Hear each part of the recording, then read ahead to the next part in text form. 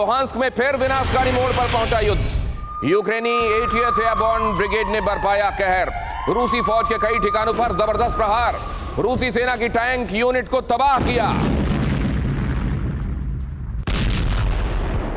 ये जो लुहांस्क और डोनेट्स्क में हम देख रहे हैं, जो कि खरसोन में कदरन कम है, सिर्फ हवाई हमले हो रहे हैं। और इधर अब एक बार फिर से बातचीत हो रही है कि किस हिस्से तक असल में रशिया जाना चाहता है। क्या कीव पर चढ़ दौड़ना चाहता है? क्या वहां की सरकार को बदलना चाहता है? क्या यूक्रेन को ही खुद में मिला लेने के बारे में आने वाले दिनों में वो कोई प्लान कर सकता है? क्या हो सकता है? आशीष, किधर जा रही है ये बात?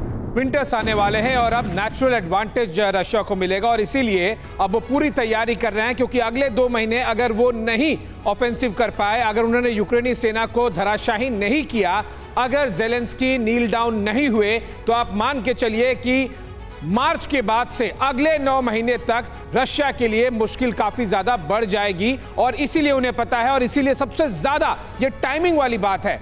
विंटर्स, दिसंबर एंड, जनवरी, फरवरी, मार्च का फर्स्ट हाफ, ये 3 महीने वो बहुत ज्यादा फोकस और बहुत ज्यादा ऑफेंसिव होंगे। और इसीलिए आपको व्लादिमीर पुतिन की तरफ से सुप्रीम कमांडर वाली टैक्टिक्स दिखाई देगी। विजन वो अपना 3 महीने का अगला सेट करना चाहते हैं मिलिट्री को, और उसके लिए जितना भी साइऑप्स या फिर स्मोक स्क्रीन लगेगा कि बेलारूस से भी अटैक हो सकता है, यहां से भी हो सकता है, हम कीव भी ले लेंगे, वो बेसिकली यूक्रेनी फोर्सेस को डिस्पर्स कर देंगे, जैसा उन्होंने शुरुआत में किया था। 1200 गाड़ियों का कॉन्वॉय जो आप कह रहे हैं आशीष जी, बहुत महत्वपूर्ण बात आप कह रहे हैं। ये जो हम कई बार डिस्कस करते हैं कि दुनिया के बेहतरीन चेस प्लेयर्स जो हैं वो रशियन हुए हैं।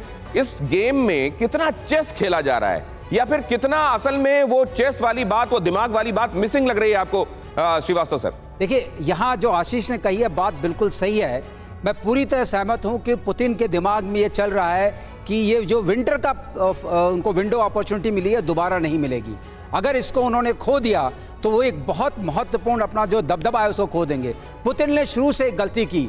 उन्होंने जो चाणक्य नीति हमारे यहाँ कही जाती है कि दुश्मन को कभी कमजोर मत समझो, उन्होंने अपने दुश्मन को कमजोर समझने की गलती की। वो भूल सुधार कर रहे हैं अभी।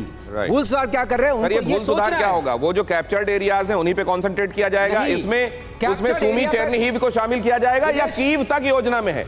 दिनेश, कीव को योजना में आना ही पड़ेगा। जब तक कि आप राजा को धमकाएंगे नहीं, चेस की पहली रणनीति होती है, जब तक राजा के ऊपर अटैक नहीं बनेगा तब तक बाकी सेनाएं छितर बितर नहीं होंगी, वो अटैक मोड में नहीं आएंगी। पुतिन ने अपनी न तो पूरी, मैं कहूंगा सामरिक जो ये बहुत बड़ी बात आप कह रहे हैं, उसका जब तक आप राजा को सीधे सीधे नहीं टारगेट करेंगे। लेकिन ये चेकमेट वाली सिचुएशन क्या दिखाई देती है बहुत जल्दी से? जनरल मेस्टन, क्या बहुत जल्दी होता है, ऐसा दिखाई दे रहा है?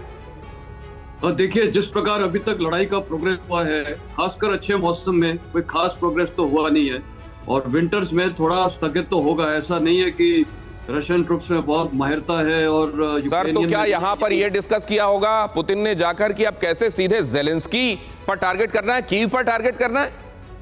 हाँ, वो जरूर डिस्कस हुआ होगा। देखिए, उनका 2 स्टेटेड बहुत क्लियर मुद्दा है। एक तो अगर आप पहले उनके वॉर एम्स देखें, डीमिलिटराइजेशन, डीक्रिमिनलाइजेशन, नाजी डॉनबैस, वो अभी तक अचीव नहीं हुए हैं। और उनका डेफिनेशन ऑफ विक्ट्री बहुत मुश्किल है। वो विक्ट्री किसको डिफाइन कर रहे हैं? लेकिन अगर वो कीव में हमला करेंगे तो वो ऐसा नहीं है कि बिल्कुल जाके जैसे। लेकिन सर, कीव को लेकर जो उनका एक्सपीरियंस पिछले साल जनवरी और मार्च का है, फरवरी का है, फरवरी और मार्च का, माफ कीजिए, 24 फरवरी को ये शुरू करने के बाद मार्च में जो उन्होंने एक्सपीरियंस किया कीव को लेकर, जो चुटकियों में समझ रहे थे, उनको समझ में नहीं आया कि अब करें तो करें क्या? क्या कीव के बारे में ऐसे में सोचना वो खुद अफोर्ड कर सकते हैं क्या?